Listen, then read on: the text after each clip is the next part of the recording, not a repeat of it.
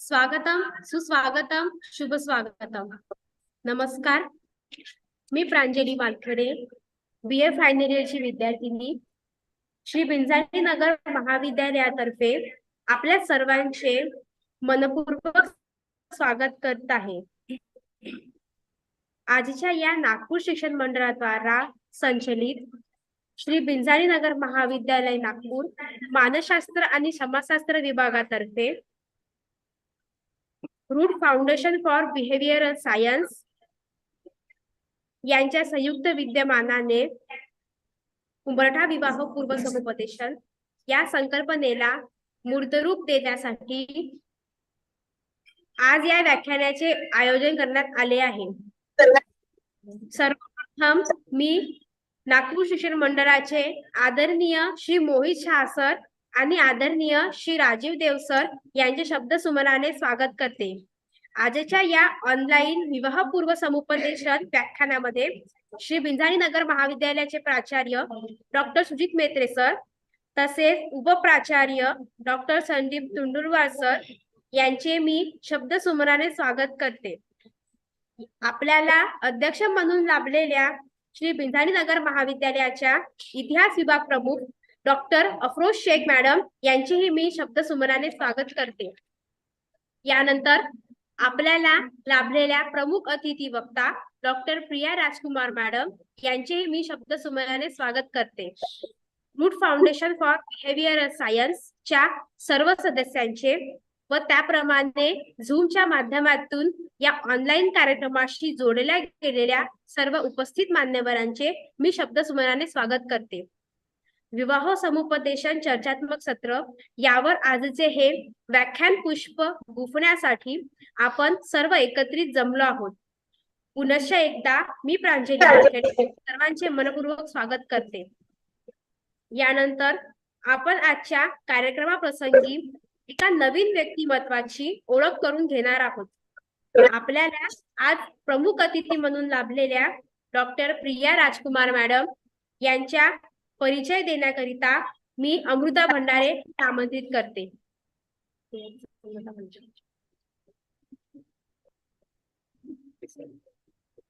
Thank you so much Pranjali. मी अमृता भंडारे, श्री बिंजानी नगर महाविद्यार्थिनी आहे.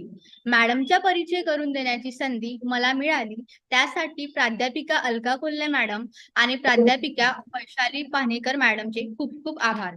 Doctor प्रिया राजकुमार madam यांचे चिकित्सक मानसशास्त्रामध्ये PhD, पब्लिक ऍडमिनिस्ट्रेशन मध्ये PhD, चिकित्सक मानसशास्त्रामध्ये MA हे नागपूर युनिव्हर्सिटी मधून केले.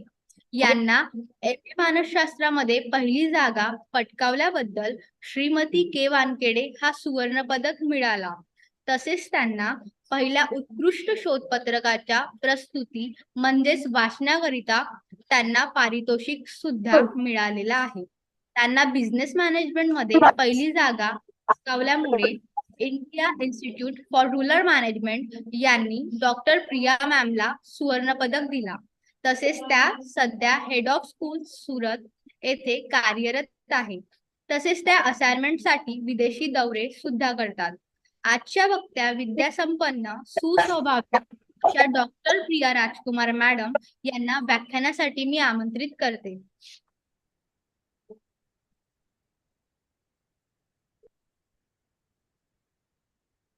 बहुत धन्यवाद, थैंक यू वेरी मच. और सबको नमस्ते. बहुत अच्छा लगा आप लोग ने ये आयोजन किया है. और मुझे यही पूछना था कि जो मैं बोल रही हूँ वो आपको अच्छे से सुनाई देगा स्पष्ट तरीके से. Can you hear me clearly? Yes, ma'am. Thumbs up, yes. Yes, Okay, ma'am. very nice. Okay, thank you so much. And thankful to all the management of Shrimati Binjani और खास करके डॉक्टर वैशाली अलखा जी, आप लोगों ने ये आयोजन किया उसके लिए thank you. And also Pranjali and Amrita, thank you introducing मी.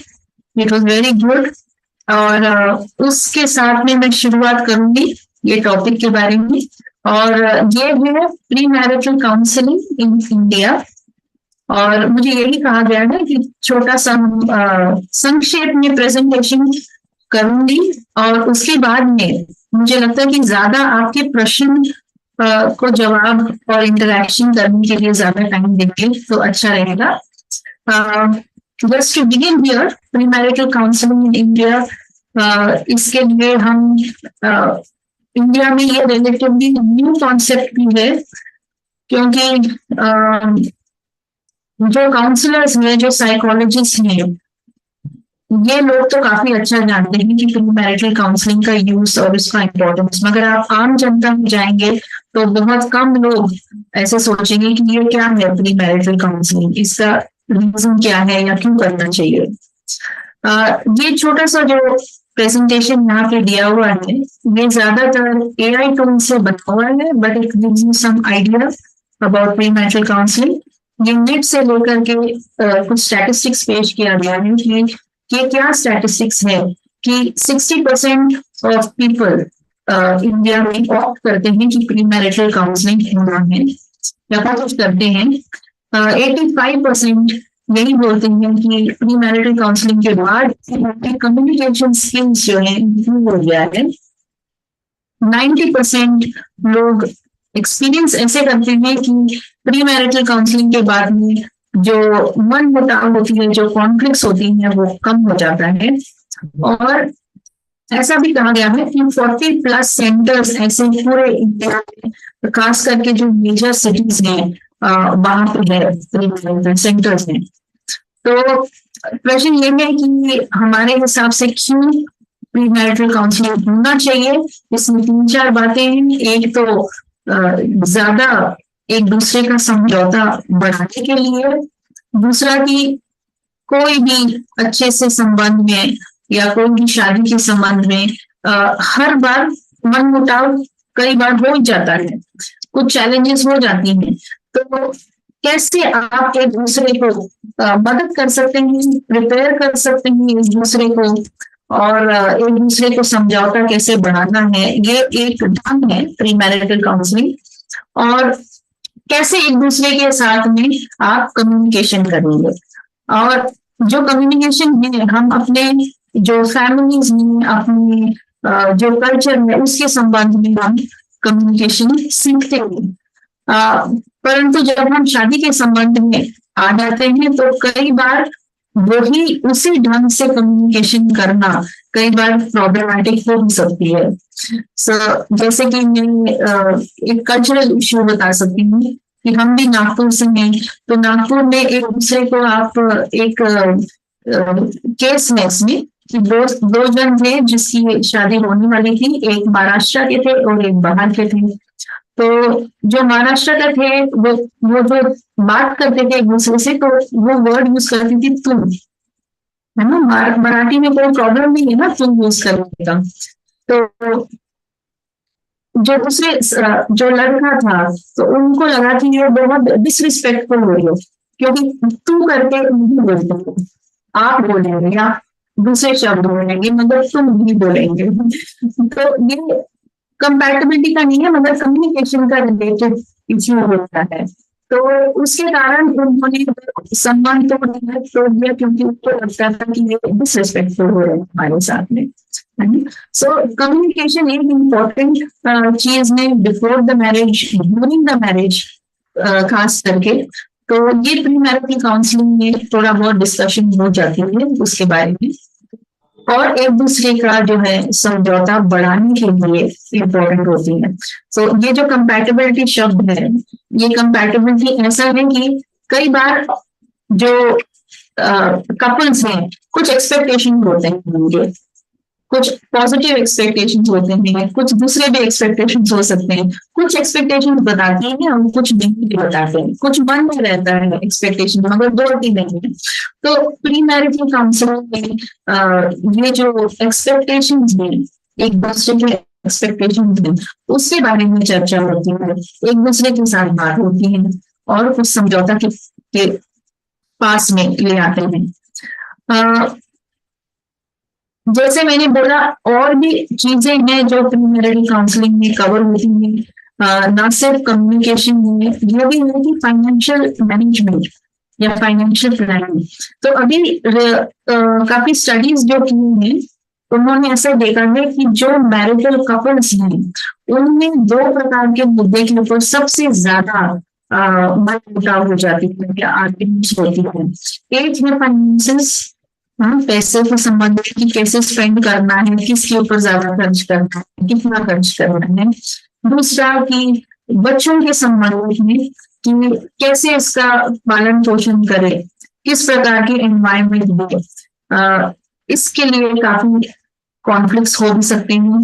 तीसरा है कि इन लॉज के रिलेटेड, पेरेंट्स के रिलेटेड जो इश्यूज हैं, फैमिली रिलेटेड कॉन्फ्लिक्ट्स हैं, इसके ऊपर भी ज्यादा कॉन्फ्लिक्ट होने के चांसेस है। और चौथा है कि घर में कैसे एक दूसरे का ड्यूटीज और रिस्पॉन्सिबिलिटीज को कैसे डिवाइड करें, कौन घर का काम कौन करेंगे, बाहर का काम कौन करेंगे, कैसे हम शेयर करके एक दूसरे के साथ काम करेंगे। इन चीजों के ऊपर ज्यादातर कॉन्फ्लिक्ट्स होने के चांसेस हैं, खास करके वो जो फर्स्ट 3 years ऑफ मैरिज में। तो इसको लेकर के फाइनेंशियल प्लानिंग के बारे में एक दूसरे से बात करना, चर्चा करना, ये भी इम्पोर्टेंट हो जाती है। और लास्ट इश्यू है इंटीमेसी एंड सेक्सुअलिटी। ये एक बहुत इम्पोर्टेंट हिस्सा है मैरिज के बारे में, और कई बार हम लोग इसके बारे में ज्यादा चर्चा नहीं भी करते हैं। कभी कॉन्शियस बहुत होते हैं, कभी संबंध इतने अच्छे नहीं है तो ये इश्यूज हम डिस्कस कर पाते हैं, मगर कोई कोई issues related to intimacy and sexuality जो कंफर्टेबल है, उसके ऊपर चर्चा या प्लान करना कि कितने बच्चे कब करना है या कितने करने हैं, इस प्रकार के डिस्कशंस हो सकते हैं। और लास्ट ये भी है कि कैसे हम अच्छे काउंसलर चुन सकते हैं। अगर हमने मन मेकअप किया है कि करना ही है काउंसलिंग, तो एक ऐसा डिसीजन होना है जो दोनों लोग सहमत है उससे, जो जो ब्राइड है और ब्राइड चुन करके मतलब इकट्ठे एक काउंसलर या एक सेंटर के पास जाना, इसके बारे में अग्रीमेंट होना चाहिए। ऐसे लोगों को चुनना अच्छा है जो काफी एक्सपीरियंस है, जो एक्सपर्टीज है प्री मैरिटल काउंसलिंग में, जिसको आप विश्वास कर सकते हैं, जिसके साथ आप कंफर्टेबल है। तो कई बार अगर कंफर्टेबल नहीं है, ट्रस्ट नहीं है, या आपको लगता है कि ये बेकार में यहाँ पे आ गया या आ गई, तो इसमें ज्यादा ये प्रोसेस जो है वो इतना अच्छा यूजफुल नहीं होगा। तो अगर कोई किसी को ट्रस्ट करते हैं, कोई कंफर्टेबल है, तो अच्छी बात है।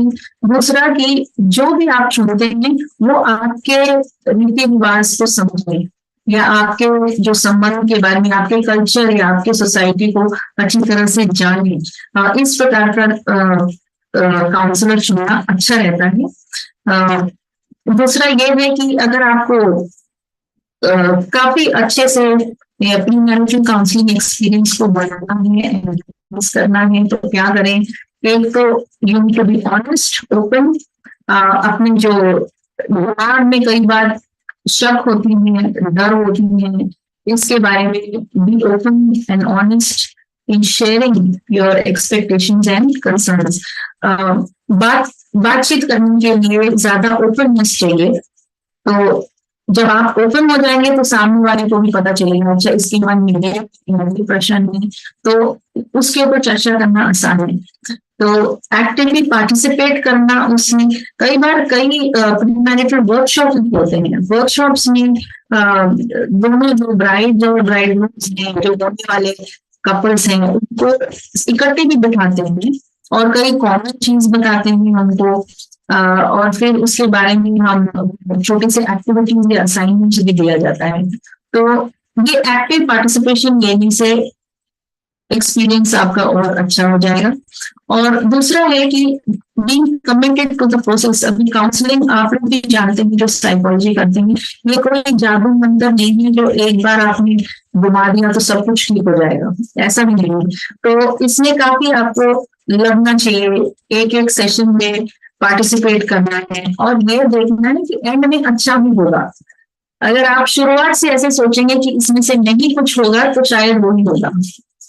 अगर आप पॉजिटिवली इसको लें और हर सेशन में एक्टिवली पार्टिसिपेट करें और ये भी सोचें कि ये ऑन गोइंग प्रोसेस है और जिसमें हमें लगातार इसमें निरंतर जो है उसमें लगना है। अगर ये होता है तो फिर ज्यादा चांसेस होंगे ठीक हो। तो कई लोग भी मैनेजर्स को रिसर्च करते हैं, वो ये देखते हैं कि जिसका प्री मैरिटल काउंसलिंग हुआ है उनका संबंध, उनका कम्युनिकेशन अच्छा होता है और कॉन्फ्लिक्ट्स के जो रेजोल्यूशन होती है वो भी अच्छी ढंग से होती है और ज्यादा चांसेस हैं कि वो मैरिज ज्यादा देर तक या लॉन्ग लास्टिंग हो। हम ये गारंटी नहीं दे रहे हैं कि जिसको प्रीमैरिटल काउंसलिंग किया है उसको लॉन्ग लास्टिंग रिलेशनशिप होगा, ये हम नहीं कह रहे हैं। हम ये कह रहे हैं कि ज्यादा चांसेस हैं कि लॉन्ग लास्टिंग मैरिज हो, रिलेशनशिप अच्छा हो, क्योंकि आप लोग ने पहले से ही तैयारी किया। अभी आप लोग देखो, आप में से कई लोग होंगे जो गार्डनिंग पसंद है ना? गार्डनिंग पसंद है किसी किसी को? You can click on this and say raise your hand, you like gardening. हाँ, जब आपको कुछ जब आप कुछ नया प्लांट जमीन में डालते हैं तो क्या करते हैं? पहले थोड़ा सा ग्राउंड को तैयार करते हैं, है ना? थोड़ा सा उसको खोदते हैं, उसके अंदर से जो पत्थर है वो निकालते हैं, फिर आप कुछ उसमें मिनोर डालते हैं, ग्राउंड को तैयार करते हैं, है ना? जब ग्राउंड को तैयार करते हैं और तब उसके बाद आप छोटा सा सैपलिंग या सीड डालते हैं तो क्या होता है, वो इमीडिएटली वो कंफर्टेबल हो जाता है वो एनवायरमेंट। तो रिलेशनशिप भी ऐसी होती है, जब आप नया रिलेशनशिप में जा रहे हैं, अगर उसका तैयारी हो, वो ग्राउंड की तैयारी हो गई है तो उसमें बहुत अच्छा वो प्लान या रिलेशनशिप ग्रो हो सकता है। तो और कम चांसेस हैं कि कुछ उसमें एडवर्स या कोई कॉन्फ्लिक्ट या कोई प्रॉब्लम हो जाए। तो यही है इसका मेजर आउटकम। और कहीं आपको ऑनलाइन प्लेटफॉर्म भी मिलेंगे, कहीं लोकल सेंटर्स भी होंगे जिसमें आप जा करके प्री मैरिटल काउंसलिंग कर सकते हैं। एक और बात है कि अभी देखा गया है कि काफी जो लोग मैरिजेस के बारे में काफी चर्चा हो रही है कि हम क्यों शादी करें, है ना? तो अगर आप कोई स्टडीज को देखें, ये स्टडीज यही कहता है कि जिसकी स्टेबल और हेल्दी मैरिजेस हैं उनका फिजिकल हेल्थ, उनका इमोशनल हेल्थ ज्यादा बड़ा होता है, ज्यादा मतलब स्ट्रॉन्ग होती है एज कम्पेयर टू अनमैरिड। और उनके सोशल सपोर्ट भी ज्यादा हो जाता है। तो ये भी नहीं, मगर और भी बातें होती हैं। किसी ने ऐसी भी स्टडी की है कि ज्यादा लॉन्ग लाइफ होती है जिसकी शादी और हेल्दी मैरिजेस होती हैं। तो ये सब कुछ एक कारण है जो आपको आप सोच सकते हैं। तो mental health and well being, social support, physical health, ये सब ज्यादा इम्प्रूव हो जाती है। ओके, सो मैं यहाँ पे अपना जो प्रेजेंटेशन है वो मैं बंद कर दूंगी और मुझे लगता है कि ये ज्यादा इंटरेस्टिंग होगा कि आपके जो प्रश्न हैं और उसके ऊपर हम चर्चा करें। हम ये नहीं बोल रहे कि सभी आपके प्रश्न का हमारे पास नहीं जवाब है, but I will make an attempt to try and understand and also speak और interact based on my experience. ठीक है? Okay, so shall we go on to questions? Yes, ma'am. Yes. Yes. Yes, please. वैवाहिक दुष्परिणाम काय है ma'am? प्रीमर्शियल Hindi में cancer. बात करो। हाँ जी, summary why why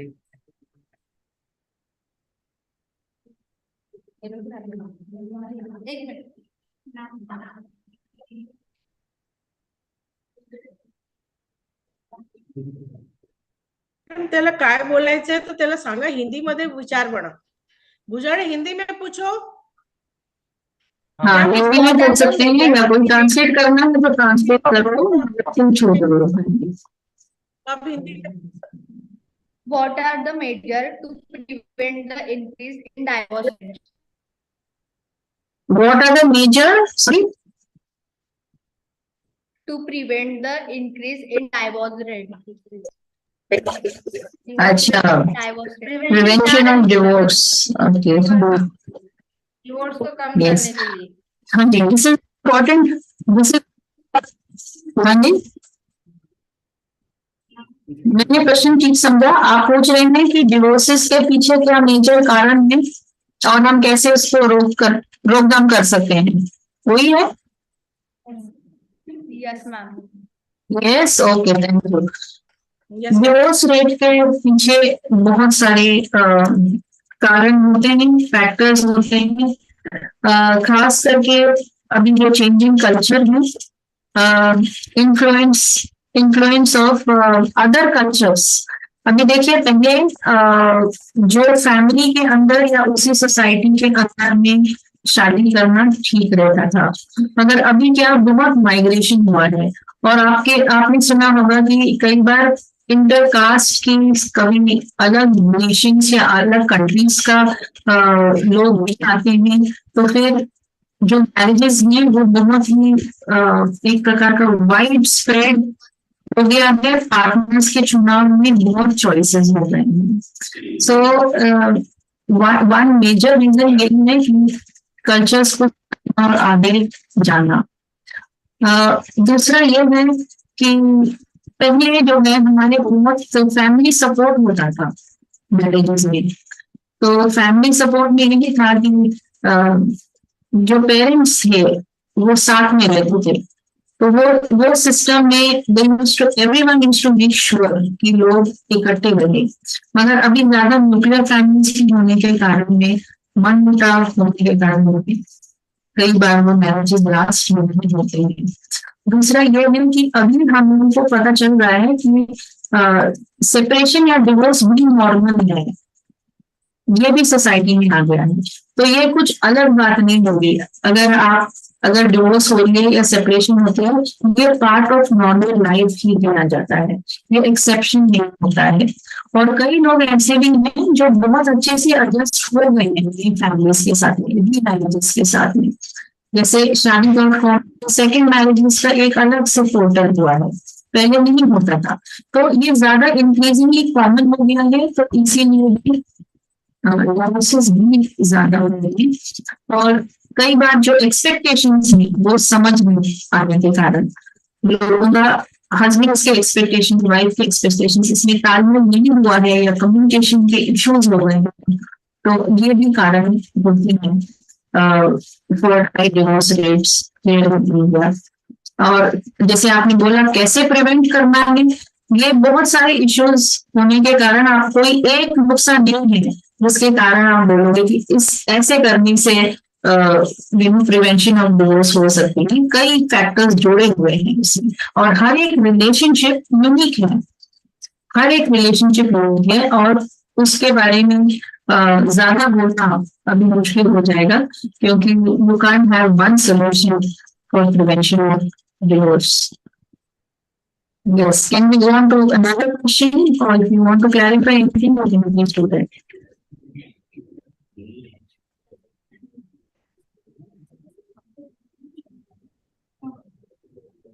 Yes, please. Hello, नमस्ते मैम. मैं डॉक्टर पल्लवी राजन. मेरा एक क्वेश्चन था. आजकल के बच्चों में जो लिविंग रिलेशनशिप रहता है, तो कितना योग्य या अयोग्य है बच्चों के लिए, तो थोड़ा प्लीज गाइड कीजिए. हाँ जी, हमें सब पता है कि आजकल लिविंग रिलेशनशिप्स जो है काफी कॉमन हो गए हैं. पहले तो हम बहुत वंस इन अ वे सुनते थे, मगर अभी बहुत कॉमन हो गया है. और कई ऐसे केसेस भी आए हुए कोर्ट के सामने कि जब लिविंग पार्टनर, एक लिविंग पार्टनर कुछ राइट्स अपना क्लेम कर रहे हैं, या तो प्रॉपर्टी रिलेटेड राइट्स है, या तो कुछ और वायलेंस रिलेटेड केसेस आया है लिविंग पार्टनर्स के रिलेटेड। सो लिविंग रिलेशनशिप्स अभी जो नया एक्सप्लोर कर रहे हैं लोग, उसमें कई इश्यूज और प्रॉब्लम्स होते हैं, मगर एक चीज बता सकती हूँ इसके बारे में कि अगर कपल्स का अगर इकोनॉमिक सिचुएशन अच्छी है और अगर एजुकेशन अच्छा है और वो ऐसे कल्चर में रहते हैं जिसमें लिविंग रिलेशनशिप्स का सपोर्ट मिलती है, तो हो सकता है ये कॉन्फ्लिक्ट्स कम हो जाए। अगर people have economically sound and there are no other issues in relation to health or anything else, ज्यादातर living relationships के बाद benefit ends in a marriage. It is good. However, कई बार ऐसी होती हैं जो इमोशनल इश्यूज या कॉन्फ्लिक्ट्स या खास करके अब्यूज इसमें आ जाती हैं, और ऐसा हो सकता है कि there has been an agreement that there will be marriage after some time, but that doesn't happen.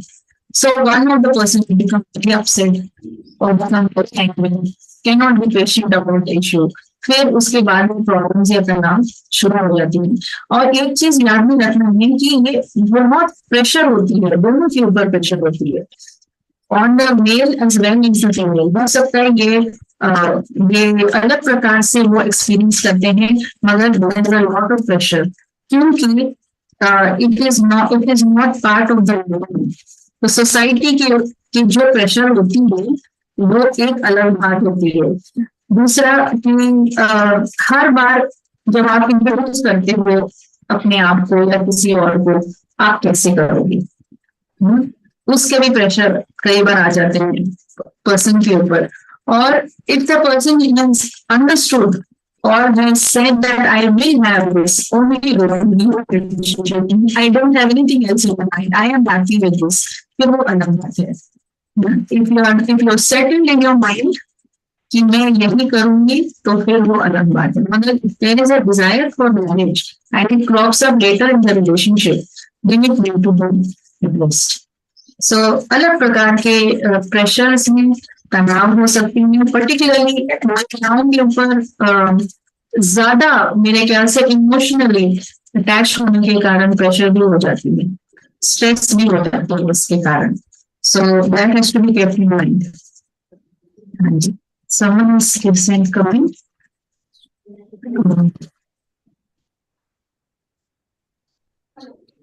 या किसी ने ऐसे पूछा है कि Chandran Manji, it is said in legal terms that marriage is a contract being so that an agreement like prenuptial could be introduced formally. What are the positives and negatives of such an agreement? Yes. ये प्रीनप्शियल जो contract होते हैं ज्यादातर बाहर या western countries, खास करके हम सेलिब्रिटीज के कॉन्टेक्स्ट में हम सुनते हैं। और positives and negatives of an agreement like this क्या हो सकते हैं, इसके ऊपर प्रश्न पूछा है। तो पॉजिटिव्स का ये है कि आप जो भी इश्यूज आगे आने वाले हैं, you are open to discussing and talking about it. So I would think it is an indicator of greater openness and also of talking about what would happen if there is a breakup. So अगर ये introduce हो गया है पहले, तो there may be greater understanding between both the couples. Negatives of such an agreement ये हो सकता है कि आपका जो relationship का tone है वो ज्यादातर रिलेटेड हो सकता है। फिर अगर लीगल होता है तो फिर you start thinking what is mine and what is yours. और अगर ये रिलेशनशिप में आ जाते हैं तो then there come boundaries, and when there are boundaries then sometimes when you are having conflict those boundaries can be difficult to cross. So there is more of there can be element of distrust rather than a trusting relationship. So that I would think is one of the disadvantages. Okay, so किसी और ने पूछा यहाँ पे कि what are the disadvantages of pre marital counselling. अगर pre marital counselling कोई experienced person के साथ में यूज किया हुआ है तो हो सकता है just like any other counselling. The other disadvantage कि मैं कई बार ऐसे लोग बोलते हैं कि हम प्री मैरिटल काउंसलिंग बात किया था और आपने कुछ और बोला है, मगर अब जब शादी हो गया है तो आप चेंज हो रहे हैं। You know something you might have agreed on during marital counselling, मगर आप शादी के दौरान ये वो जो अग्रीमेंट आपने पहले बनाया है या समझौता में रीच किया है तो आपने चेंज कर दिया, तो वो भी एक कॉन्फ्लिक्ट का कारण हो सकता है। They can be a conflict like that. दूसरा ये भी है कि समटाइम्स वो जो एक्सपेक्टेशंस हैं उसमें समझौता नहीं हो पाए। अगर समझौता नहीं हो पाए तो हो सकता है कि वहीं पे जो संबंध है वो टूट जाती है। ऐसा है। Okay, thank you. I hope this is okay. Does anyone want to say anything else? Ma'am आप लोग का भी कुछ बोलना है तो ma'am what is the right age of marriage, मतलब right right age of marriage age, मतलब टाइम। लीगली पूछ रहे हैं कि आप नहीं मुझे हिंदीमध्ये कब म्हणजे अरे कब शादी करनी चाहिए। शादी करनी चाहिए। अच्छा, तो लीगली तो आपको पता है कि ये सब बताते हैं, है ना। और मैरिज ये कई बार ये प्रश्न बहुत मुश्किल होते हैं। इसका एक आंसर नहीं हो सकता क्योंकि एवरीवन सिचुएशन इज डिफरेंट। कई फैमिलीज प्रेफर करते हैं कि बच्चे जल्दी शादी करें, उसका भी एडवांटेजेस हैं। मे बी 20, मे बी 22 शादी कर लेते हैं और उसके एडवांटेजेस ये हैं कि जल्दी रिस्पॉन्सिबिलिटी ले लेते हैं और कई बार वो साथ साथ में अपना पढ़ाई या अपने काम भी कर लेते हैं। हम अभी देख रहे हैं कि ज्यादातर मैरिजेस 35 के बाद भी होती है, 30+ भी होती है, क्योंकि महिलाओं को लगता है कि हम अपना PhD खत्म करें या अपना एजुकेशन कंप्लीट करें, I want to stand on my feet, फिर उसके बाद करेंगे। और अभी आजकल ये भी देख रहे हैं कि ज्यादातर उसमें हेल्थ इश्यूज आ जाते हैं महिलाओं को खास करके, जिसके कारण फर्टिलिटी इश्यूज, गायनाकोलॉजिकल इश्यूज, फिर फैमिली स्टार्ट करने और संभालने में इश्यूज हो जाते हैं। तो हर एक जन के लिए अलग है। हाउएवर मैं ये कहना चाहती थी कि महिलाओं के लिए खास करके ये बोलना है कि आप how comfortable you are to be married, how comfortable you are to be married.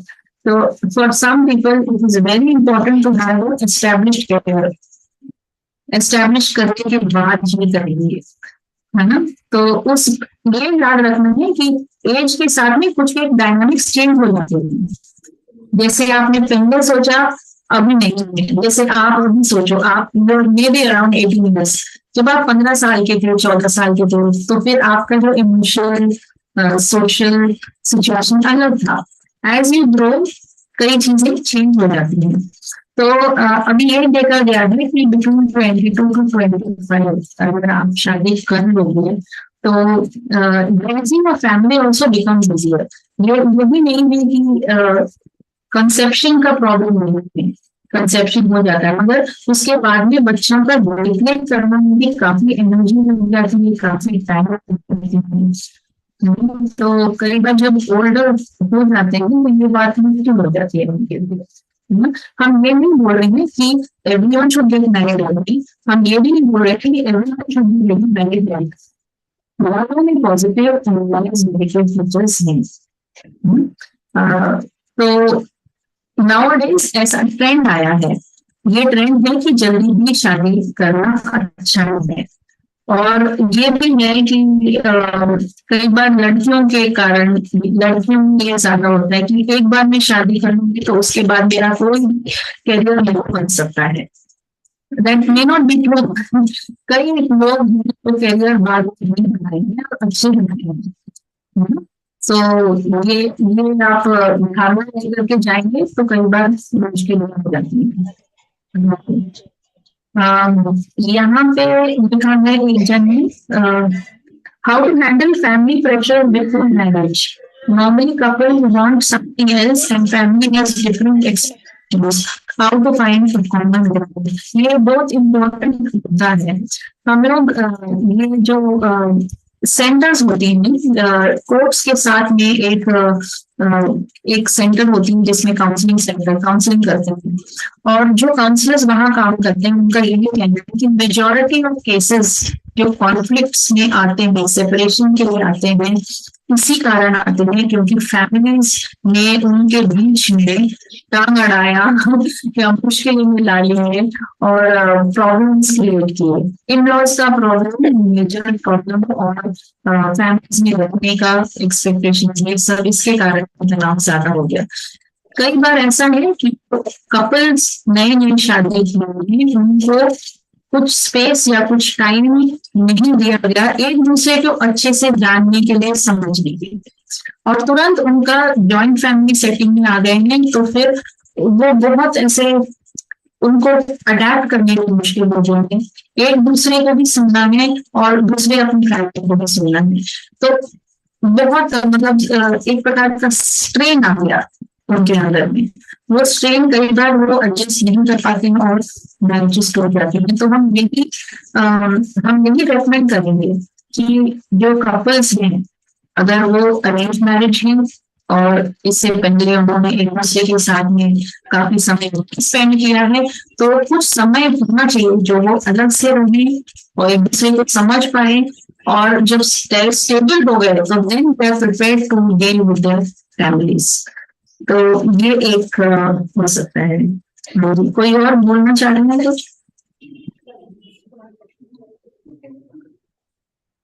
कुछ और बताना चाह रहे थे? रिया मैम, अभी के बच्चों में Yes. थोड़ा सा शादी के लिए Yes, ma'am. कंफ्यूजन भी है और डाउट्स भी होते हैं, वो कैसे कम किया जाए? हाँ जी शादी को लेके हाँ कंफ्यूजन और डाउट्स भी रहते हैं हम उनमें। इसके बारे में चर्चा कर रहे थे। अभी के जनरेशन वही है जी यस यस डाउट्स। हाँ मैं आजकल ज्यादातर ऐसे आर्टिकल्स देख रही हूँ कि what are the benefits of not married, है ना? क्या बेनिफिट्स हैं अगर आप नहीं मैरी करोगे, है ना? और कहीं हम इंडिया के बाहर भी गए हैं। एक बार हम स्वीडन में गए थे और वो ऐसे कह रहे थे कि आजकल जो बिजनेस है वो फैमिलीज के लिए घर नहीं बनाते पर सिंगल लोग के लिए बनाते हैं। और अगर विश्व में भी देखें अलग कंट्रीज में तो ये है कि बर्थ रेट कम हो रहे हैं क्योंकि मैरिजेस भी कम हो रहे हैं, है ना? सो आजकल यंग लोग हमारे पास भी आते हैं काउंसलिंग के लिए और हमने ये देखा है कि youth are getting exposed to negative messages about marriages. They are getting exposed to more negative messages about marriages.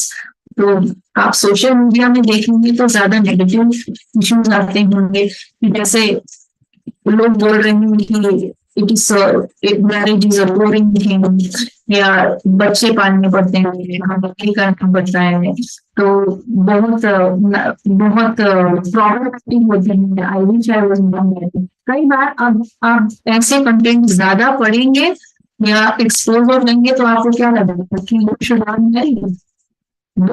So you look at the negative side और अगर नेगेटिव साइड ज्यादा आप अपने दिमाग में डालेंगे तो वही बाहर निकलेगा। So you get filled with doubt, you get filled with fear, है ना? कि क्या होगा अगर मैरिज टूट जाएगा, है ना? ये ज्यादातर आ गया है क्योंकि many marriages have broken, that is real. Okay मगर ये जरूरी नहीं है कि आपके साथ भी वही हो। जरूरी नहीं है कि जो आप सुनते हो वो सब आपके साथ हो, isn't it? So you need to think more positively that it can or cannot happen, but it's not necessary that the same thing would happen to you. So try to talk to people who have good experience with marriages. जो अच्छे संबंध है उनसे भी बात करिए कि आपका मैरिज क्यों इतना सक्सेसफुल है, क्यों अच्छा है, आपको क्या फर्क पड़ा शादी करने से. So when you understand both perspectives then you can be good. और दूसरा ये भी है कि बहुत कम लोग पॉपुलेशन में से ऐसे हैं जो अनमैरिड रहते हैं, और जो अनमैरिड रहते हैं उनको उनके जो इश्यूज हैं वो भी समझना इम्पोर्टेंट है. You may even talk to people who are unmarried to see what are the struggles that they are going through and make a decision. तो मेरा वो भी कहना है कि don't expose yourself to negative messages related to marriage. Focus on the positives. कई researches हैं जो बोलते हैं कि successful marriages से क्या क्या benefits हैं और बच्चों के ऊपर क्या इफेक्ट होती है अगर if your marriage is successful. So you need to talk about that. एक और प्रश्न यहाँ पे आएंगे चैट में, how to handle family. Oh, sorry. Though dowry is over, there are other ways of expecting benefit from in-laws. How to handle that aspect without hurting their feelings before marriage. ये pressure काफी होती है, dowry related pressures होती हैं, but at the end of the day the marriage is a relationship. The marriage is a relationship.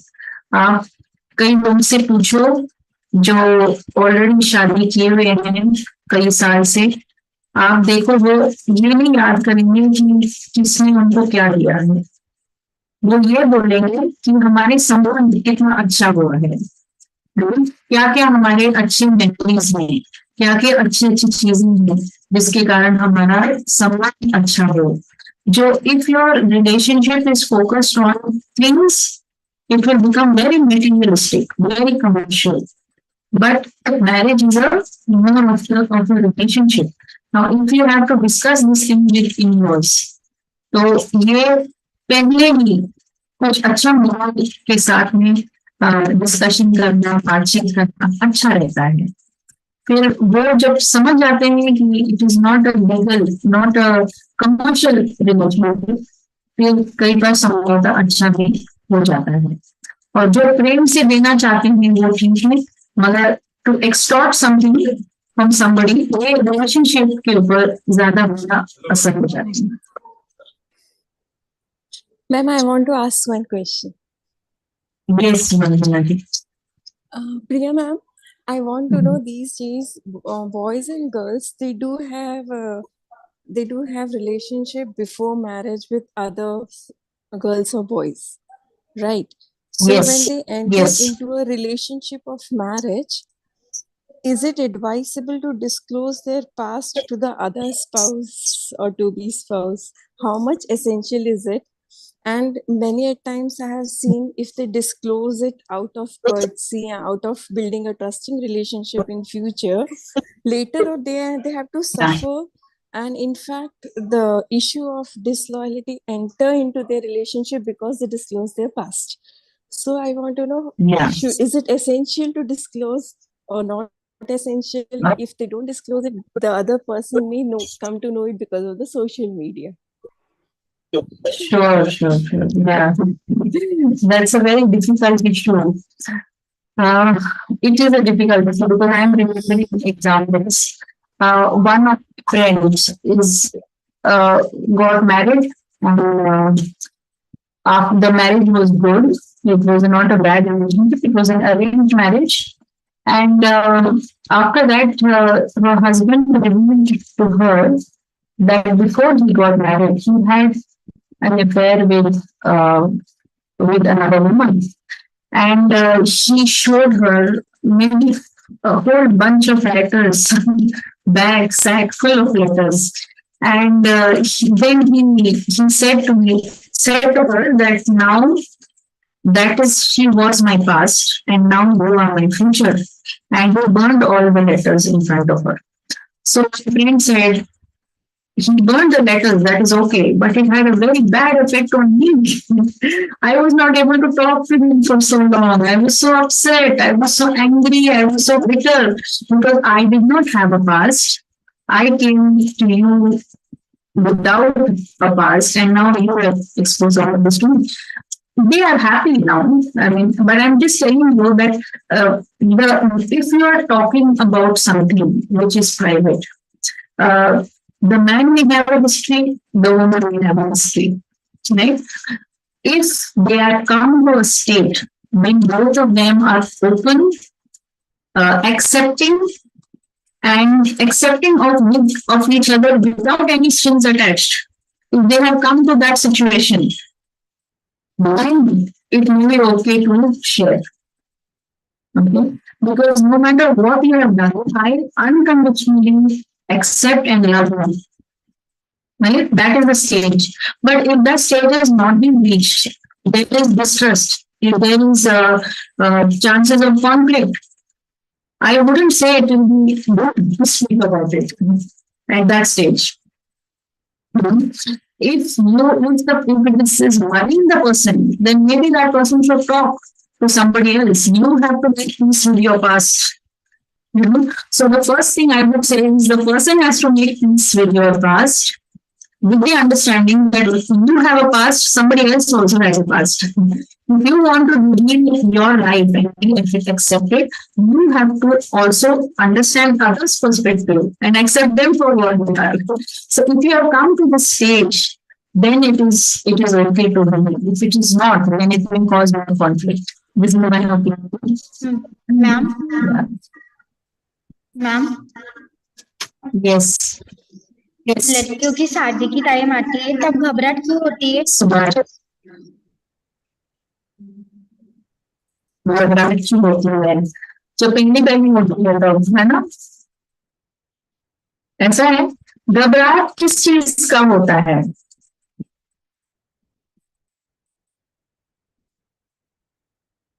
मेरी बात सुनाई दे रहा है? कोई स्पेसिफिक चीज है जिसके कारण घबराहट होती है?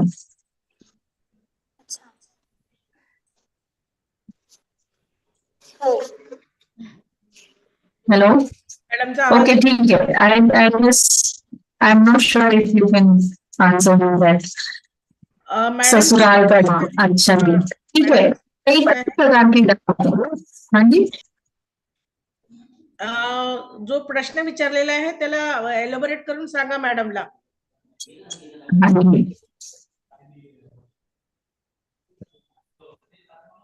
जी, ठीक है ठीक है। अब यहाँ पे लिखा है ससुराल का डर हो सकता है, और भी दूसरा डर हो सकता है। ओके ठीक है, I take it from there.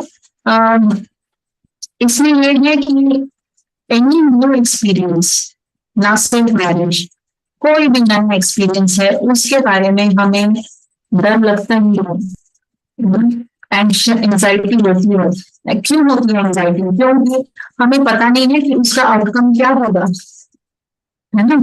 अगर आपको बोलेंगे कि नया जगह जाओ, वहां पे किसी से बात करो, वहां पे दूसरी जगह में आप सेटल हो जाओ, तो फिर कई प्रकार के मन में बातें आ जाती है, इनसिक्योरिटी हो जाती है, फियर्स हो जाती है, एंग्जाइटी होती है। तो जब पहली बार शादी में भी जाते हैं और आपके साथ हो रहा है, तो डर यही है कि क्या होगा मेरे साथ, है ना। ससुराल भी है, मगर खास करके लड़कियों का काफी एडजस्टमेंट करना पड़ता है। कई फैमिलीज में ये है कि आप कई बार नाम भी बदल जाते हैं ना, जब आप ससुराल में जाते हैं तो आपको नया नाम बनाते हैं, so you become a new person. तो जो प्रोसेस ऑफ एडजस्टमेंट है वो कभी भी आसान नहीं होती, कभी भी आसान नहीं होती।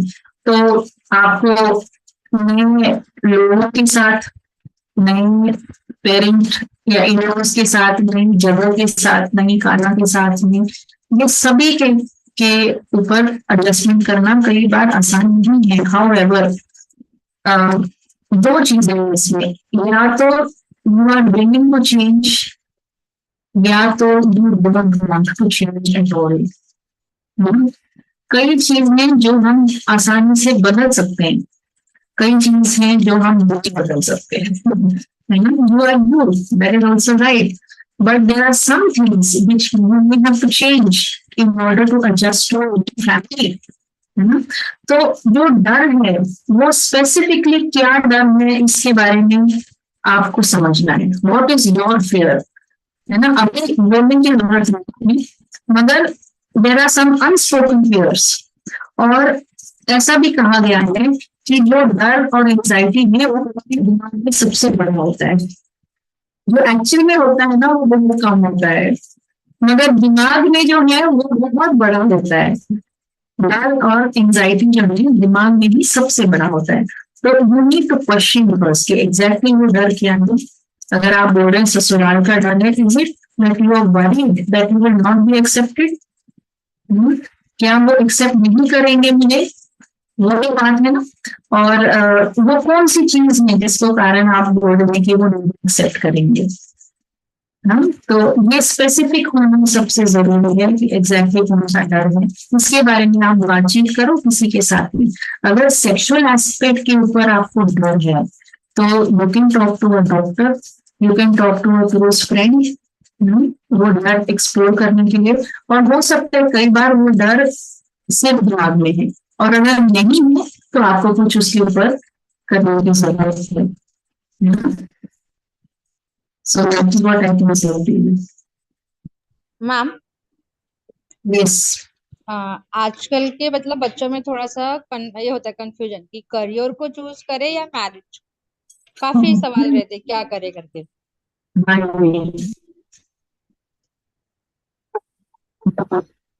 वो जी टू जी चूज जी बिटवीन करियर एंड मैरिज, इस ये क्योंकि पेरेंटल प्रेशर भी कुछ रहता है ना कि हाँ जी हाँ जी।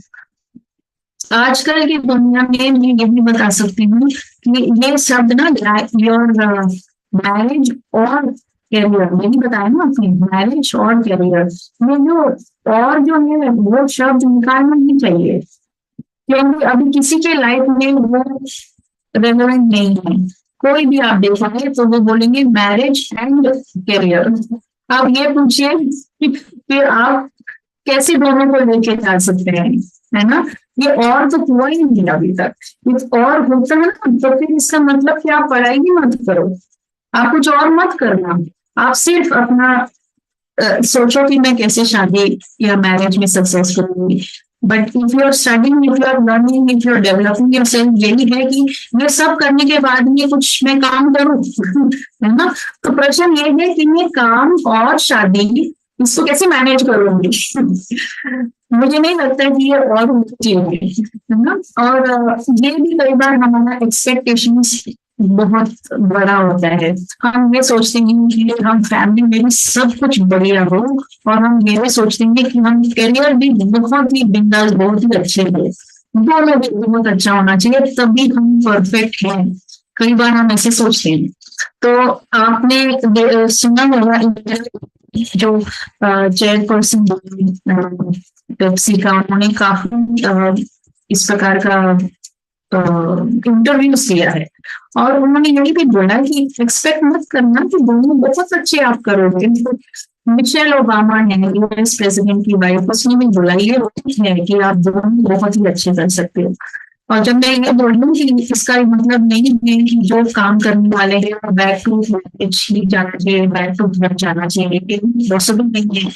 और ये भी हम नहीं बोल रहे हैं कि you know you should not work at all और यू शुड ओनली फैमिली। हर एक जीन का कैपेसिटी अलग होती है, किसी का कैपेसिटी बहुत अच्छी है जो अच्छे से मैनेज कर लेते हैं। You are not perfect but you still manage, है ना? तो ये सवाल ही होना चाहिए कि या मैरिज करूंगी या करियर, दोनों साथ साथ ही होगा दोनों साथ साथ ही होगा। आपको यही देखना है कि आप दोनों को मैनेज कैसे करोगे।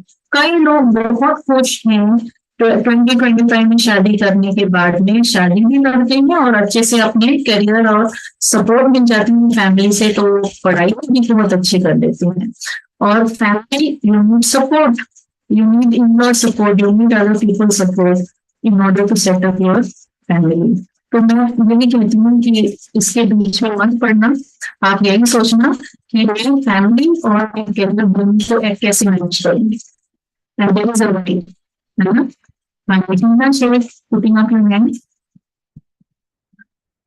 टीना, Yes, ma'am. I am audible. Yes you are.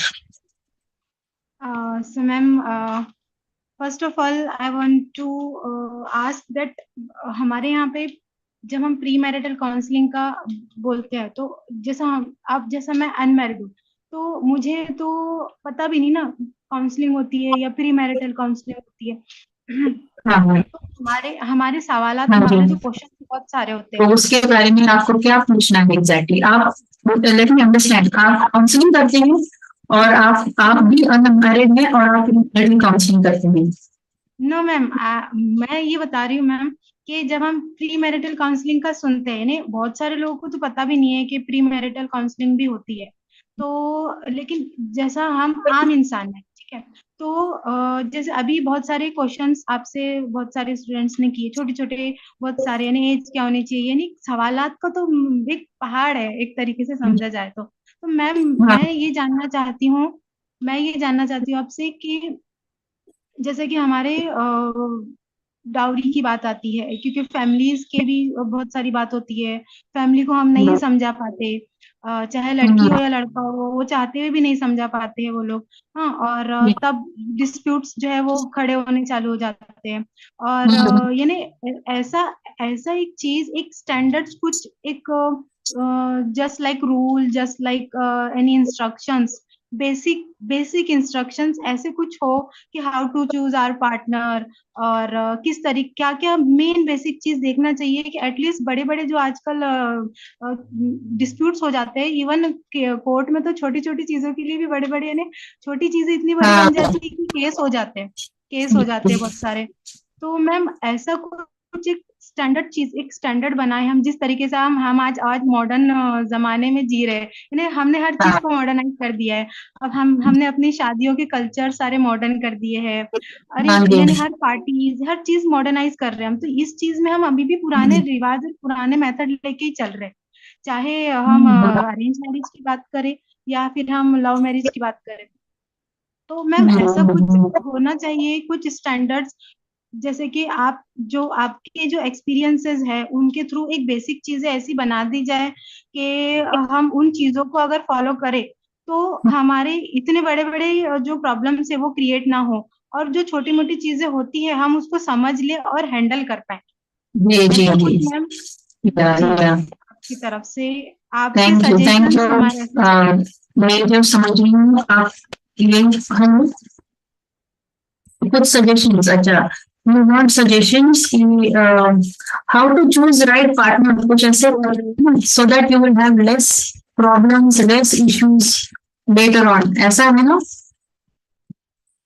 Yes ma'am, ma'am सारी बेसिकली चीजें जो कि यस हमारे यस पेरेंट्स यस, भी फॉलो करें, पेरेंट्स भी फॉलो करें हम हाँ हमारे, और जिससे कैसे हाँ मैम जी हाँ जी, जैसा जैसा हम आपने बताया कि एक कोई चीज बता दी और वो जब शादी हुई तो कुछ और ही समझ में आता है, कुछ और ही होता है, तो हम कैसे उस चीज हाँ को हम फॉलो करेंगे, ये भी होता है। लेकिन कुछ ऐसी बेसिक चीजें कि वहां पर अगर कुछ अलग भी हो रहा है तो हमारी एक माइंड मैपिंग हो जाए, हमारा एक माइंड उसके लिए रेडी हो कि नहीं, समझे उसको, बस पेरेंट्स भी समझे और लड़का हो लड़की हो वो भी समझे, तो ये एक बोलते हैं ना जनहित में जारी हो जाए मैम, ऐसे कुछ मेन पिलर्स, मेन बड़ी बड़ी चीजें कि वो एक जनहित में जारी हो जाए कि ये छोटे मोटे सवाल भी ना क्रिएट हो और हमारी जो है नॉलेज वो बन जाए, ये चीज। हाँ जी। तो मैं यही आपको सुझाव दे सकती हूँ कि कई बार ये है कि I am choosing the right person, not so much about choosing the right person. ये जो लॉन्ग लास्टिंग मैरिजेस को देखे गए हैं उनका वही है कि मेजर एक चीज है जो लॉन्ग लास्टिंग मैरिजेस को डिफाइन करता है, और वो है कि how committed are you to your partner, how committed are you to making that marriage last, how important is it to you.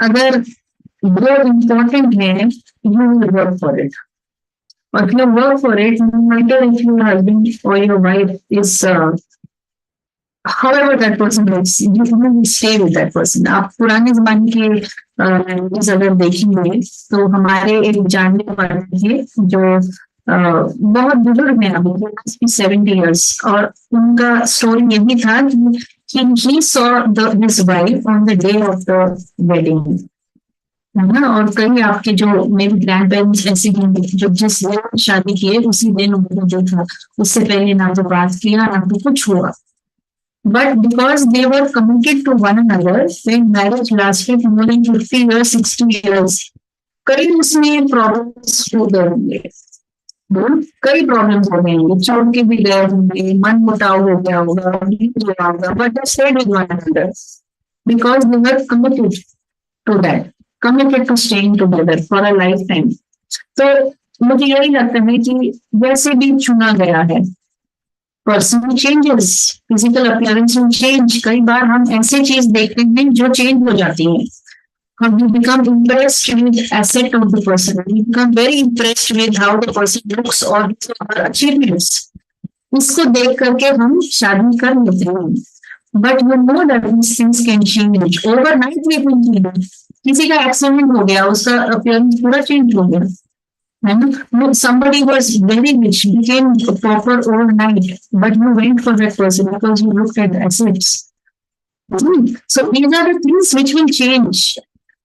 Situation will change, person will change. But how committed are you to continue in that relationship? ये important बात है। So बहुत small things वो arise in your life, किसी कितना पैसा आपको मिला है, कितना पैसे मिला है, ये सब बाद की बात हो जाती है।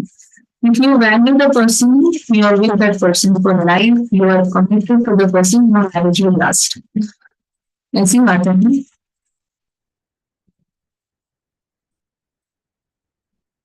I hope you are. Yes, ma'am. I hope that's making sense. Yes, ma'am. Thank you very much. Yeah, thank you. Ma'am Yeah. एक छोटा सा क्वेश्चन एक छोटा सा Yes. क्वेश्चन मैम, हाँ जी कीजिए। जैसे आजकल के टाइम में लड़का है या लड़की है वो तो भी समझ जाए, लेकिन पेरेंट्स को कुछ चीजें समझाना इतना मुश्किल हो जाता है, तो उसके लिए क्या कुछ करना चाहिए? आपका क्या इसमें कहना है, आपकी क्या राय रहेंगी कि पेरेंट्स को कैसे कन्विंस करना, जैसे कि शादी में बहुत खर्च हो जाता है या इस टाइप की चीजें, जैसे डाउरी की भी एक मैसेज आया था कि डाउरी के बारे में हो गए, तो पेरेंट्स को हम अपने उन मेथड में कैसे लाएंगे कि नहीं भाई बस इस चीज को समझे वो, पेरेंट्स को कैसे समझाएंगे हम? पेरेंट्स को कैसे समझा सकें? Yes Yes. Ma'am, yes Yeah. आप यही बोल रहे हैं कई चीजें जैसे डाउरी पेरेंट्स को कन्विंस करना मुश्किल होती है, यस ऐसा मैम, नहीं। यस हाँ, yeah. कई बार जो पेरेंट्स कहते हैं वो बुरा भी नहीं है, वो कुछ एक्सपीरियंसेस के ऊपर कुछ थॉट प्रोसेस के बाद नहीं कहते हैं। हर चीज जो है आपको परखना पड़ेगा देखने के लिए।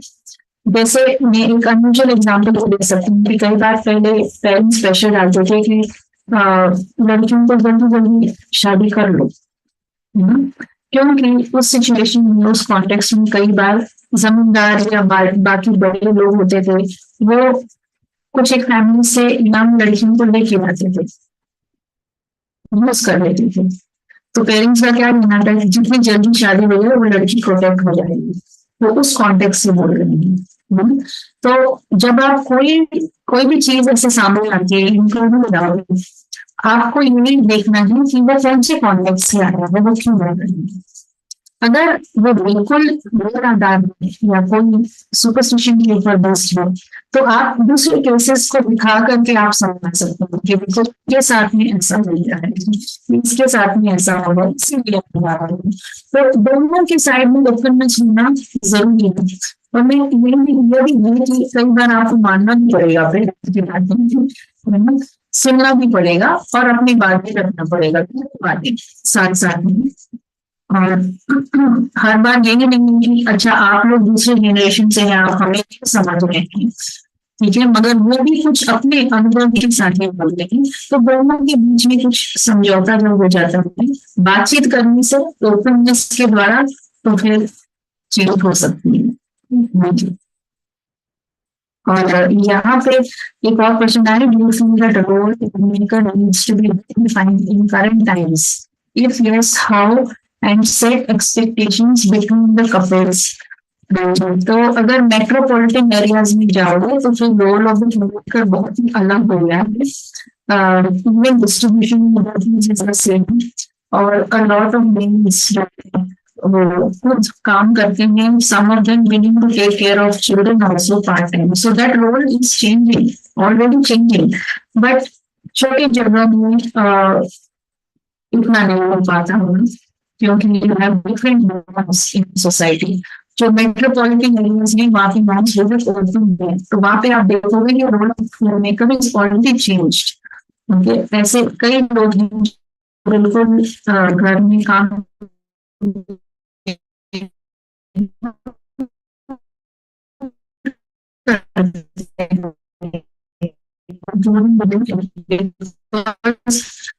वो अच्छे काम करते हैं, दूसरा आगे जाकर के आप देखोगे और चलेगा।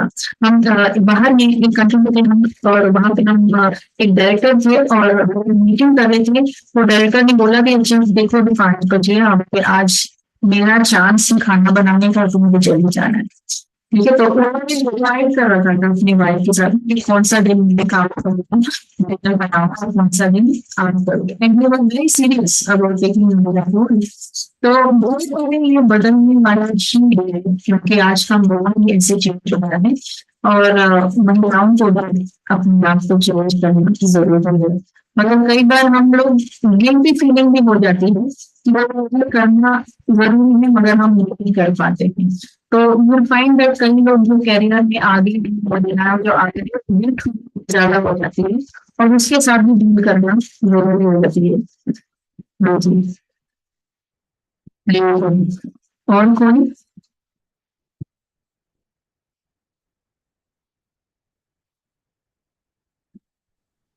Hello ma'am, pre marital Yes. Issues में लीगल एस्पेक्ट कैसे वर्क करता है?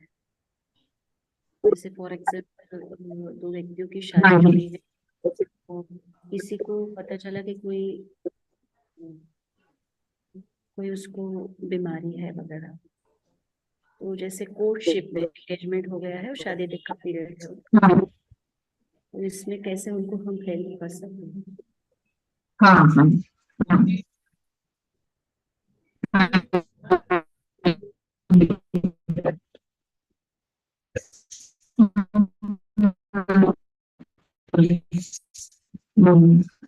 है, और उसके कारण प्रॉब्लमेटिक हो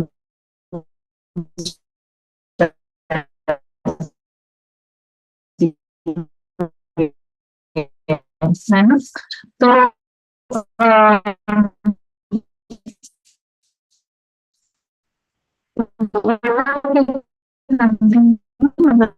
Excuse me, ma'am, your voice is breaking. Oh, okay.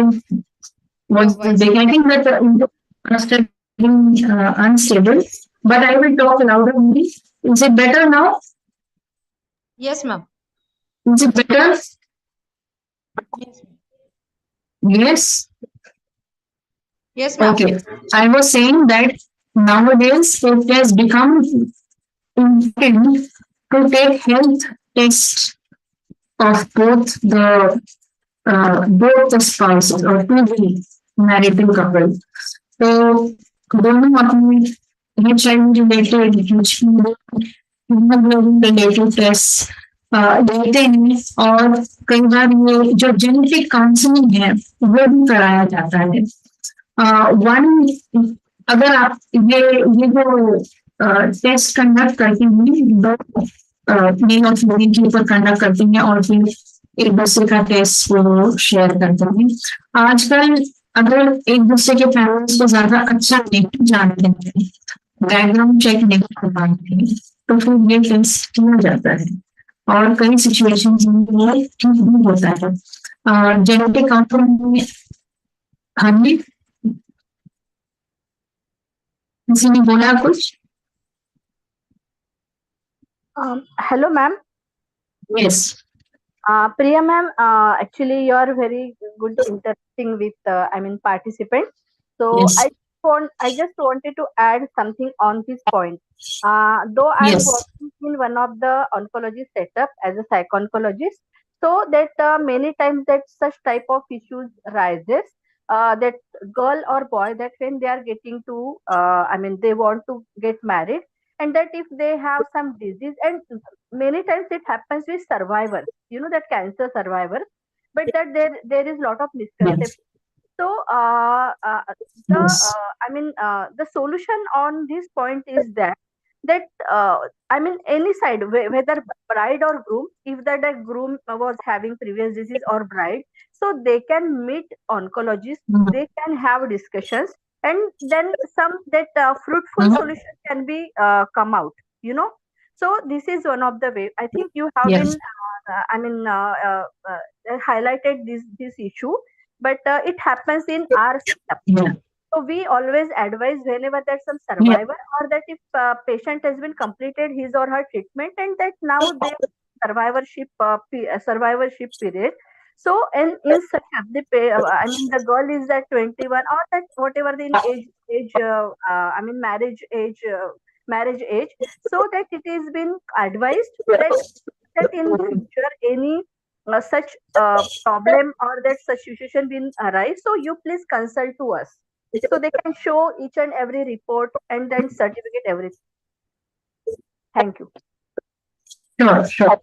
Yeah, that's a very good observation. Thank you, ma'am. So this can happen between survivors of certain illnesses, and they can come together in marriage. That is very good.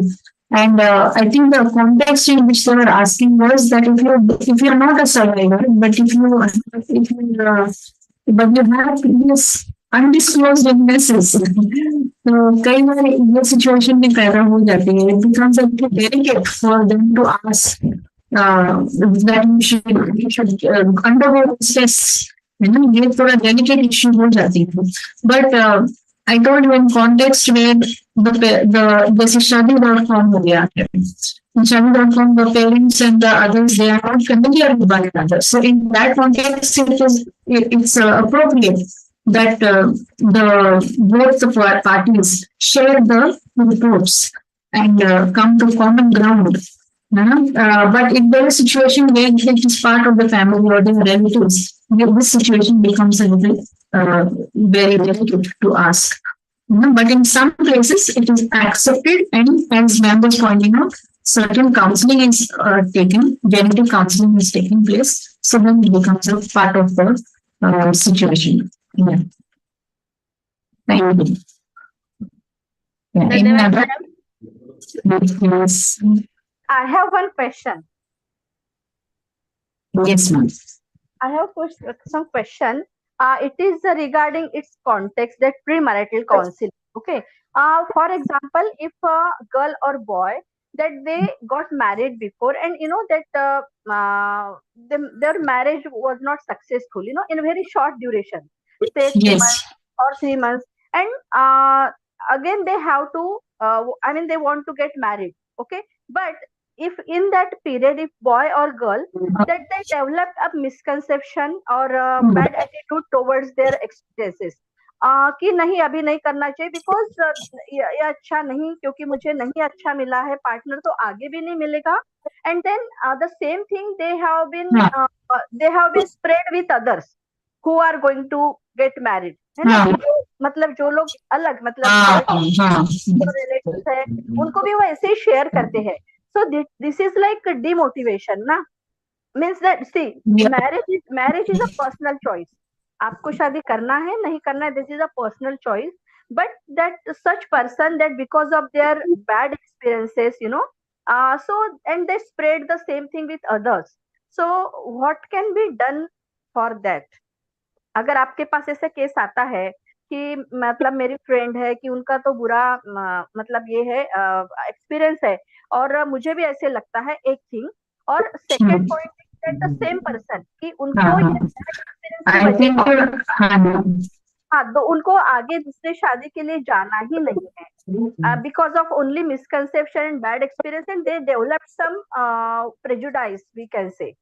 So हाँ what will you say your opinion or suggestion on that? yeah. I can give an experience like this. I think you're asking this that some people have had bad experience with their marriage, their marriage broke up, and they didn't want to get others to get married. What can you do about that? Is this what you're asking? Yes. Yeah, okay. So, when you talk about your, I think it's one important thing is to find out what is your attitude towards marriage.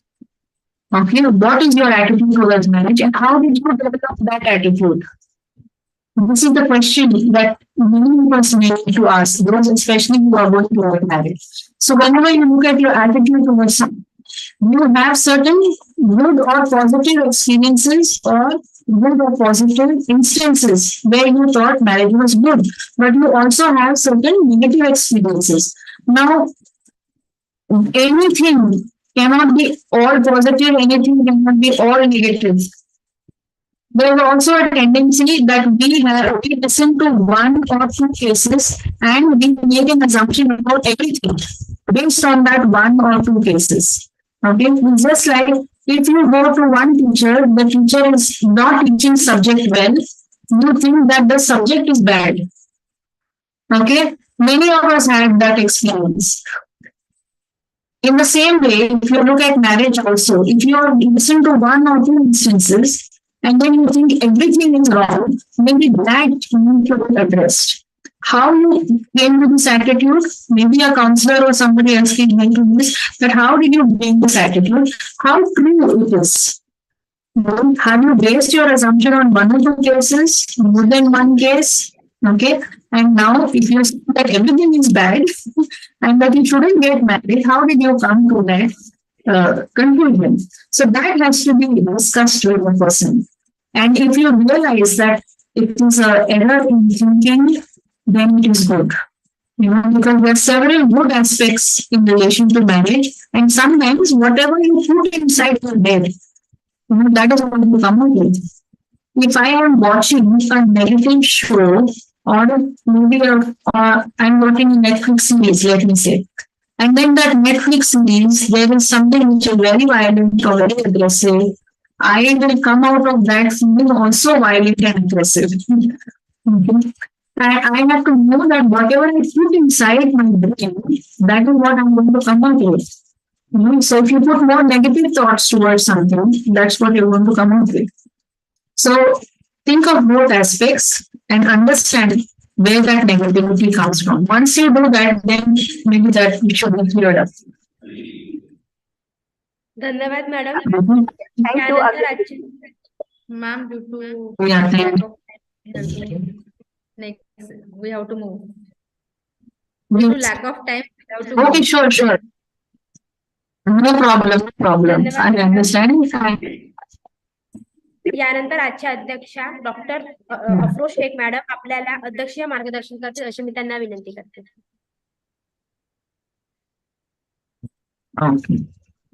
धन्यवाद madam. सबसे पहले आज हमारी जो प्रमुख वक्ता थी doctor प्रिया राजकुमार madam, इनका मैं तहे दिल से शुक्रिया अदा करती हूँ. बहुत बहुत धन्यवाद मैडम. आज आपने जो विषय हमारे समक्ष रखा, हमारे बच्चियों के समक्ष रखा, उन्हें उस विषय की जटिलता को कम करके आपने उन्हें जिस तरीके से समझाया वो बहुत ही मेरे लिए अप्रिशिएबल है और बहुत अच्छे तरीके से, बहुत ही मार्गदर्शक के रूप में आपने उन्हें एक महत्वपूर्ण जानकारी दी. बच्चों ने तो जैसे सवालों की झड़ियां ही लगा दी थी आपके समक्ष कि शादी की उम्र कौन सी है, हमें करना चाहिए, पार्टनर चूज करना है या नहीं करना है. एक सवाल में जब आपने जवाब दिया, हीना शेख नाम की जो स्टूडेंट्स या जो हमारे से जुड़ी थी, उन्होंने पूछा कि हम कैसे कम कर सके, तो उसका भी बड़ा बेहतरीन मुझे आपके द्वारा आंसर लगा कि हमें अपने आप को बदलना होगा. हमें अपने पेरेंट्स को थोड़ा सा समझाना होगा, हमें थोड़ा समझना होगा, उन्हें थोड़ा समझाना पड़ेगा। ये टू वे है, ये दोनों तरीके से हो सकेगा। जब हम ही चाहेंगे दहेज लेना देना, तो हम उनको समझा पाएंगे कि नहीं, मुझे इस लड़के से शादी नहीं करना है जो दहेज मांग रहा है, या मुझे नहीं दे जाना है उस घर में जहाँ के लोग इस तरीके से लालची लोग हैं, या जैसे हमारा जो कंसेप्ट बन गया है।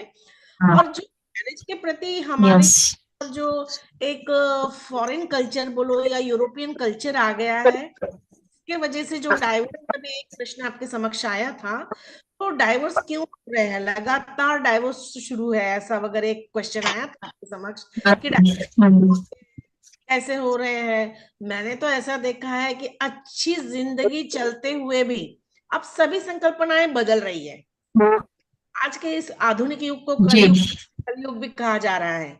हम देख रहे हैं कि फिल्म इंडस्ट्री में जाइए आप, वहां पे लिव इन पार्टनर सारे कुछ दिखाई दे रहे हैं। उसमें एज का फैक्टर, पहले हमारे अंदर एज एक बॉन्डिंग होता था कि नहीं, हमारे एज से लड़का बड़ा चाहिए छोटा चाहिए, तो सारी जो संकल्पनाएं सब आउटडेटेड हो गई अब।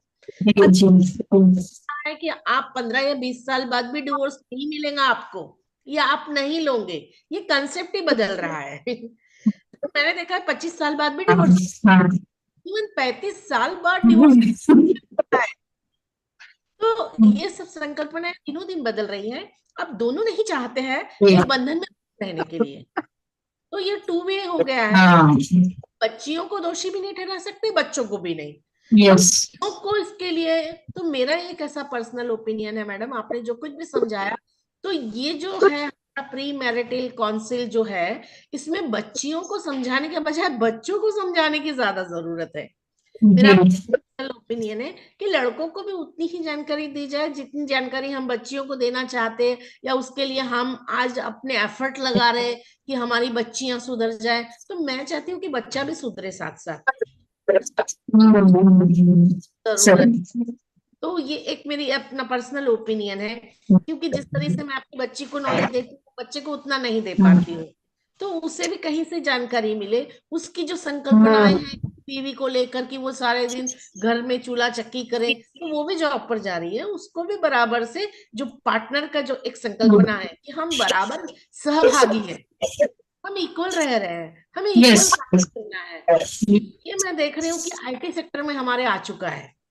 आईटी सेक्टर तो उसमें ये संकल्पनाएं आ रही है धीरे धीरे कि नहीं, दोनों वर्किंग मैन वुमेन है, बच्चा दोनों देख रहे हैं, सारी संकल्पनाएं बराबर, घर की जो जिम्मेदारी है दोनों बराबरी से उठा रहे हैं, कंधे से कंधा मिलाकर। लेकिन हमारे कुछ मामलों में अब हम अभी भी हम पीछे हैं, अभी भी हमारे अंदर वो बदलने की जरूरत है हमारी। आपने जो बताया जितना भी, उसमें से मुझे ऐसा लगा कि एक निगेटिविटी को छोड़कर एक पॉजिटिव एटीट्यूड रखना एक सक्सेसफुल मैरिज का एक संदेश। कि आपने कहा कि मानसिकता जो है हमारी पॉजिटिव रखना है। तकलीफ आएंगी ऐसा नहीं है, तकलीफें आएंगी, कठिनाइयां आएंगी, लेकिन उसे हमें हंसते खेलते पार करना है, और एक सफल वैवाहिक जीवन को जिस तरीके से हमारे पुराने जो वैदिक कालखंड में बोलो, या उसके आर्यों के कालखंड में, तो उस वक्त जो हमारी परंपराएं, जो हम जिस तरीके से रह रहे थे, तो वो कहीं ना कहीं हम उससे फिर से जुड़ सकेंगे, हमारी जो संस्कृति है उसको फिर से हम ला सकेंगे, ऐसा मुझे एक लगता है पर्सनल। और आपने बहुत अच्छा स्पीच दिया मैडम, सभी एंगल से आपने हर बच्चों को यहाँ पर उनकी जो भी जानकारी उनको चाहिए थी वो बताने की कोशिश की आपने। आपको बहुत बहुत धन्यवाद, तहे दिल से आपका शुक्रिया। श्री बिंजानी नगर महाविद्यालय के वरिष्ठ प्राध्यापक होने के नाते मैं आपको बहुत बहुत शुक्रिया अदा करती हूँ। और इसी तरह आप हमसे जुड़ी रहेंगी, हमारे बच्चियों को जब भी जरूरत पड़ेगी, हमारे टीचर्स को जरूरत पड़ेगी, हमारे काउंसिल सेंटर को जब भी जरूरत पड़ेगी, तो हम आप तक पहुंचने की कोशिश करेंगे। आपका बहुत बहुत शुक्रिया, धन्यवाद madam. Hello, hello. Can you listen me, ma'am? Yes, I hear. Thank you so much, madam. Thank you. धन्यवाद मॅडम. यानंतर कार्यक्रमाचा शेवटचा टप्पा म्हणजे आभार प्रदर्शन, आणि आभार प्रदर्शनासाठी मी हर्षदा बागडे हिला आमंत्रित करते. Hello. प्रास्ताविक झाले, स्वागत झाले. अतिथीच्या कार्यक्रमाला शोभा आली. अतिथीच्या येण्याने कार्यक्रमाला शोभा आली. तुमच्या मार्गदर्शनाला आम्हाला नवी दिशा मिळाली. शेवटी आता आभार प्रदर्शनाची वेळ आली. मला आभार प्रदर्शन करण्याची संधी दिली त्याबद्दल मी कार्यक्रमाच्या आयोजकांना धन्यवाद देते. तसेच मी आभार प्रदर्शनाला सुरुवात करते. धन्यवाद मॅडम. आजच्या कार्यक्रमाचे प्रमुख वक्ते डॉक्टर प्रिया मॅडम यांनी आपले विभागपूर्वक व समुपदेशनाविषयी खूप महत्वाचे मार्गदर्शन केले. विवाहपूर्व समुपदेशांना संबंधी फायदे, दुष्परिणाम आणि विद्यार्थी आणि प्राध्यापकांनी विचारलेल्या प्रश्नाची अतिशय सोप्या शब्दात माहिती दिली. याबद्दल मी मनापासून आभार मानते. तसेच आजचे अध्यक्ष डॉक्टर अफरोज शेख मॅडम यांनी अध्यक्षीय मार्गदर्शन केले त्याबद्दल मी आभार मानते. तसेच महाविद्यालयाचे प्राचार्य डॉक्टर सुशीत मेत्रे सर यांचे सुद्धा आभार मानते. त्यांनी कार्यक्रम करण्यास परवानगी दिली त्याबद्दल मी आभार मानते. तसेच उपप्राचार्य संदीप तुंडुरवार सर यांनी सुद्धा मनापासून आभार मानते. तसेच प्राध्यापक व शिक्षक आणि कर्मचारी वर्ग यांनी सहकार्य केला त्याबद्दल मी सुद्धा आभार मानते. तसंच विद्यार्थी उपस्थित राहून कार्यक्रमाची शोभा वाढवली त्याबद्दल मी त्यांचे मनापासून आभार मानते. याचबरोबर कार्यक्रम संपन्न झाला असे जाहीर करते.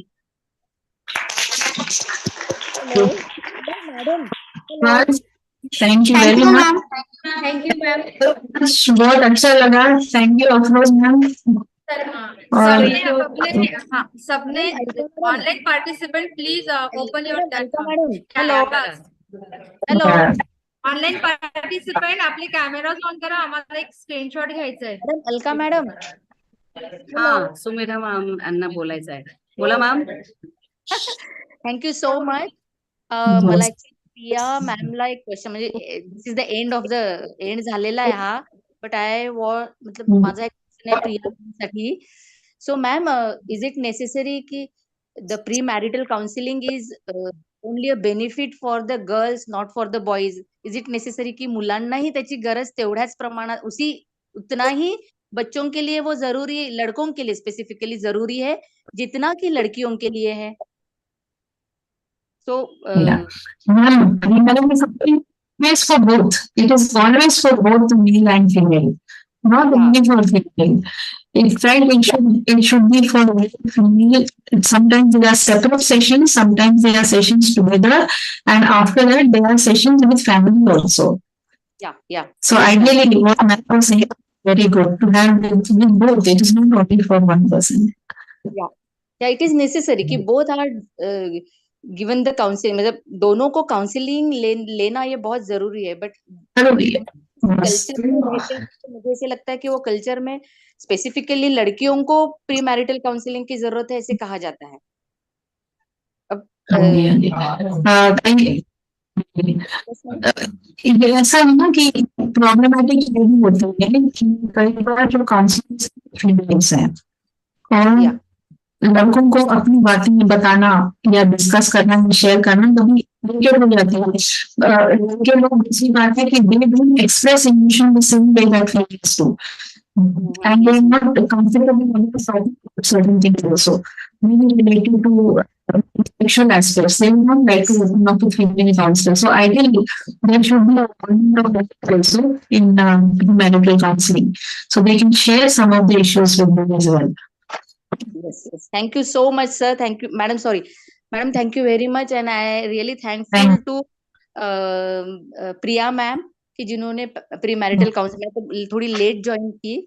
So really very sorry, but it's really good that session जो बच्चों के लिए सच में बहुत जरूरी होता है. रूट फाउंडेशन की तरफ से मैं प्रिया मैम की बहुत शुक्रिया अदा करना चाहती हूँ. Thank you so much ma'am.